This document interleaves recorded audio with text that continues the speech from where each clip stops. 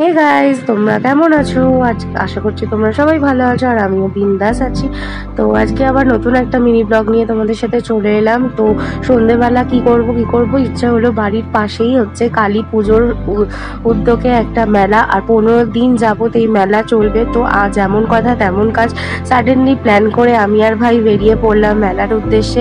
আর মেলায় গিয়ে দেখলাম প্রচণ্ড ভিড়, এখানে আবার ফাংশন হচ্ছে, কচি কাচারা খুব কি সুন্দরভাবে পারফরমেন্স করছে। তারপরে সেটা দেখে চটপট করে চলে গেলাম একটু ঘুরু করতে, মেলার কি পাওয়া যাচ্ছে। আর মেলায় গেলে আমার কেনাকাটি না করলে হবেই না, কেনাকাটি তো করতেই হবে। আর সব থেকে দুঃখের বিষয় হচ্ছে যখন পকেটটা খালি হয় গাইজ, তোমরাও জানো আমার মতন এরকম ফিলিংস কার কার হয়।